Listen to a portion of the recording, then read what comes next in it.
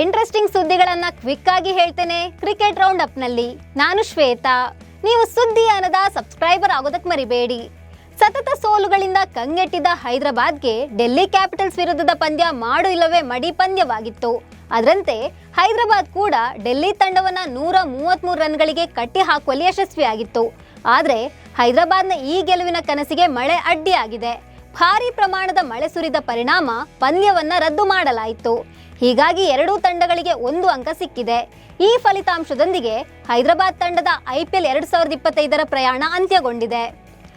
SRH ತಂಡದ ನಾಯಕ Pat Cummins ಹೊಸ ವಿಶ್ವ ದಾಖಲೆ ಬರೆದಿದ್ದಾರೆ. ಅದು ಸಹ ಪವರ್ ಪ್ಲೇನಲ್ಲಿ ಪವರ್ಫುಲ್ ದಾಳಿ ಸಂಘಟಿಸುವ ಮೂಲಕ ಎಂಬುದು ವಿಶೇಷ. ನಿನ್ನೆಯ ಮ್ಯಾಚ್ನಲ್ಲಿ ಪ್ಯಾಟ್ ಕಮಿನ್ಸ್ ತಮ್ಮ ಮೊದಲ 3 ಓವರ್ಗಳ ಎಲ್ಲಾ ಮೊದಲ ಎಸೆತಗಳಲ್ಲಿ ವಿಕೆಟ್ ಪಡೆಯುವ ಮೂಲಕ ವಿಶೇಷ ದಾಖಲೆ ಮಾಡಿದ್ದಾರೆ. ಈ ರೀತಿ 3 ಬೇರೆ ಬೇರೆ ಓವರ್ಗಳಲ್ಲಿ ಎಲ್ಲ ಮೊದಲ ಎಸೆತದಲ್ಲಿ ವಿಕೆಟ್ ಪಡೆದ ವಿಶ್ವದ ಮೊದಲ ಬೌಲರ್ ಎಂಬ ಖ್ಯಾತಿಗೆ ಅವರು ಭಾಜನರಾಗಿದ್ದಾರೆ. ಇದು ಮಾತ್ರವಲ್ಲದೆ ನಾಯಕನಾಗಿ IPL ಇತಿಹಾಸದಲ್ಲಿ ಪವರ್ ಪ್ಲೇನ 1 ಇನ್ನಿಂಗ್ಸ್ನಲ್ಲಿ ಅತಿ ಹೆಚ್ಚು ವಿಕೆಟ್ ಪಡೆದ ಬೌಲರ್ ಎಂಬ ಖ್ಯಾತಿಗೂ ಅವರು ಪಾತ್ರರಾದರು.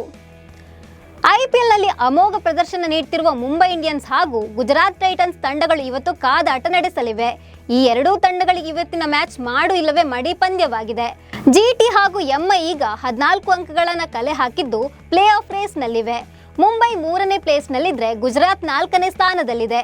ಇವತ್ತು ಗೆಲ್ಲುವ ಟೀಮ್ ಮೊದಲ ಸ್ಥಾನದಲ್ಲಿರುವ RCBಯನ್ನು ಹಿಂದಿಕ್ಕಿ ಪಾಯಿಂಟ್ಸ್ ಟೇಬಲ್ನಲ್ಲಿ ಅಗ್ರಸ್ಥಾನಕ್ಕೇರಿದೆ. ಇವತ್ತು ಮುಂಬೈ ಇಂಡಿಯನ್ಸ್ ಮತ್ತು ಗುಜರಾತ್ ಟೈಟನ್ಸ್ ಮುಖಾಮುಖಿಯಾಗಲಿವೆ. ಈ ಪಂದ್ಯದಲ್ಲಿ ಹಿಟ್ಮ್ಯಾನ್ ಖ್ಯಾತಿಯ ರೋಹಿತ್ ಶರ್ಮಾಗೆ ಸಿಕ್ಸರ್ ಬಾರಿಸುವ ಮೂಲಕ ದಾಖಲೆಯೊಂದನ್ನು ಬರೆಯುವ ಅವಕಾಶವಿದೆ. ರೋಹಿತ್ ಪಂದ್ಯದಲ್ಲಿ 3 ಸಿಕ್ಸರ್ ಬಾರಿಸಿದ್ರೆ IPLನಲ್ಲಿ 300 ಸಿಕ್ಸರ್ ಪೂರೈಸಿದ ಈ ಸಾಧನೆ ಮಾಡಿದ ಮೊದಲ ಭಾರತೀಯ ಆಟಗಾರ ಎನಿಸಿಕೊಳ್ಳಲಿದ್ದಾರೆ. IPLನಲ್ಲಿ ಅತ್ಯಧಿಕ ಸಿಕ್ಸರ್ ಬಾರಿಸಿದ ದಾಖಲೆ RCBಯ ಮಾಜಿ ಆಟಗಾರ ಕ್ರಿಸ್ ಗೇಲ್ ಹೆಸರಿನಲ್ಲಿದೆ. ರೋಹಿತ್ ಶರ್ಮಾ ದ್ವಿತೀಯ ಸ್ಥಾನದಲ್ಲಿದ್ದರೆ ವಿರಾಟ್ ಕೊಹ್ಲಿ 3ನೇ ಸ್ಥಾನದಲ್ಲಿದ್ದಾರೆ. ಕಳೆದ 18 ವರ್ಷಗಳಿಂದ ವಿರಾಟ್ ಕೊಹ್ಲಿ RCB ಟೀಮ್ನಲ್ಲೇ ಆಡ್ತಿದ್ದಾರೆ.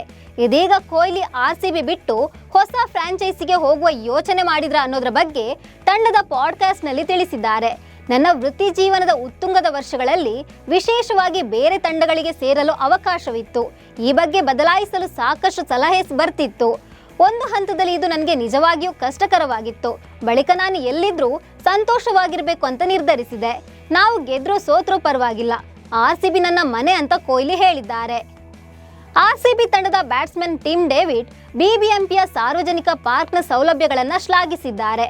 RCBಯ ಮಿಸ್ಟರ್ ಮ್ಯಾಕ್ಸ್ ಶೋನಲ್ಲಿ ನೀವು ಈಗ ಸಿಂಗಾಪುರ್ನ ಯಾವ ಕೆಲಸವನ್ನ ಬೆಂಗಳೂರಿನಲ್ಲಿ ಮಾಡ್ತೀರಾ ಅಂತ ಕೇಳಲಾಗಿತ್ತು. ಆಗ ಟಿಮ್ ಡೇವಿಡ್ ಸಿಂಗಾಪುರ್ನಲ್ಲಿ ಇರುವಂತೆ ಬೆಂಗಳೂರಿನ ಪಾರ್ಕ್ನಲ್ಲೂ ಓಪನ್ ಜಿಮ್ಗಳಿವೆ. ಇಲ್ಲಿಯ ಪಾರ್ಕ್ನಲ್ಲಿ ವ್ಯಾಯಾಮ, ವಾಕಿಂಗ್, ಶೋಲ್ಡರ್ ವರ್ಕೌಟ್ಗಳನ್ನು ಮಾಡಿದ್ದೆ ಅಂತ ಹೇಳಿದ್ದಾರೆ. ICC ಪುರುಷರ ಕ್ರಿಕೆಟ್ ತಂಡದ ವಾರ್ಷಿಕ ಶ್ರೇಯಾಂಕ ಪಟ್ಟಿಯನ್ನು ಬಿಡುಗಡೆ ಮಾಡಲಾಗಿದೆ. ಇದರಲ್ಲಿ ಭಾರತ ಏಕದಿನ ಮತ್ತು T20 ಕ್ರಿಕೆಟ್ನಲ್ಲಿ ಅಗ್ರಸ್ಥಾನ ಪಡೆದುಕೊಂಡಿದ್ರೆ ಟೆಸ್ಟ್ ಕ್ರಿಕೆಟ್ನಲ್ಲಿ ಆಸ್ಟ್ರೇಲಿಯಾ ಮುನ್ನಡೆ ಸಾಧಿಸಿದೆ. ಆದರೆ ನೆರೆಯ ರಾಷ್ಟ್ರ ಪಾಕಿಸ್ತಾನ ಟೀಮ್ 3 ಸ್ವರೂಪಗಳಲ್ಲಿಯೂ ಕೊನೆಯ ಸ್ಥಾನ ಅಲಂಕರಿಸಿದೆ. ಇನ್ನು ನ್ಯೂಜಿಲೆಂಡ್ ಮತ್ತು ಇಂಗ್ಲೆಂಡ್ ತಂಡಗಳು ಸಹ ಶ್ರೇಯಾಂಕದಲ್ಲಿ ಉತ್ತಮ ಸ್ಥಾನ ಪಡ್ಕೊಂಡಿದೆ. ಪಹಲ್ಗಾಮ್ ದಾಳಿಗೆ ಪ್ರತಿಕಾರ ತೀರಿಸಲು ಭಾರತ ಸನ್ನದ್ಧವಾಗ್ತಿದೆ. ಇದೀಗ ಕೇಂದ್ರ ಗೃಹ ಸಚಿವಾಲಯ ಬುಧವಾರ ಪೂರ್ಣ ಪ್ರಮಾಣದ ಮಾಕ್ ಡ್ರಿಲ್ ನಡೆಸುವಂತೆ ರಾಜ್ಯಗಳಿಗೆ ನಿರ್ದೇಶನ ನೀಡಿದೆ. ಈ ಸಂದರ್ಭದಲ್ಲಿ ಸಂಪೂರ್ಣ ವಿದ್ಯುತ್ ಕಡಿತ ಮಾಡಲಾಗ್ತಿದೆ. ರಾತ್ರಿ ವಾಹನಗಳ ಸಂಚಾರವನ್ನು ಸ್ಥಗಿತಗೊಳಿಸಲಾಗ್ತಿದೆ. ಇದೀಗ ಮಾಕ್ ಡ್ರಿಲ್ನಿಂದ ನಾಳೆಯ IPL ಪಂದ್ಯ ರದ್ದಾಗಲಿದೆಯೇ ಎಂಬ ಪ್ರಶ್ನೆ ಫ್ಯಾನ್ಸ್ಗೆ ಕಾಡ್ತಿದೆ. ಸದ್ಯ ಇದುವರೆಗೂ BCCI ಅಥವಾ IPL ಕ್ರಿಕೆಟ್ ಮಂಡಳಿ ನಾಳಿನ IPL ಪಂದ್ಯ ರದ್ದಾಗುವ ಕುರಿತು ಯಾವುದೇ ಅಧಿಕೃತ ಮಾಹಿತಿ ನೀಡಿಲ್ಲ.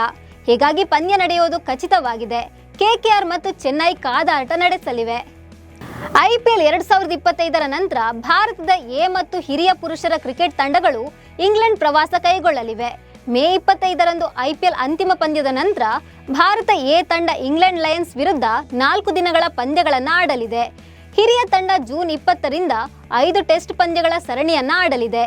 BCCI ಈ ಪ್ರವಾಸಕ್ಕೆ ಸಿದ್ಧತೆಗಳನ್ನು ಪ್ರಾರಂಭಿಸಿದೆ. ಆಟಗಾರರ ಆಯ್ಕೆ ಮತ್ತು ಲಾಜಿಸ್ಟಿಕ್ಸ್ ವಿವರಗಳನ್ನು ಶೀಘ್ರದಲ್ಲೇ ಬಿಡುಗಡೆ ಮಾಡುವ ಸಾಧ್ಯತೆ ಇದೆ.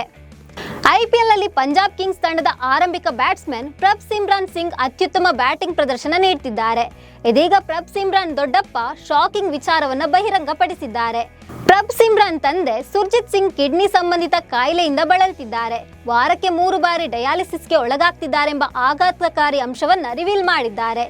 ಈ ನೋವಿನಲ್ಲೂ ಮಗನ ಯಶಸ್ಸು ಕಂಡು ಖುಷಿಯಾಗಿದ್ದಾರೆ ಅಂತ ತಿಳಿಸಿದ್ದಾರೆ. ಇವಿಷ್ಟು ಕ್ರಿಕೆಟ್ ರೌಂಡ್ ಅಪ್ ಸುದ್ದಿಗಳು. ನಮಸ್ಕಾರ.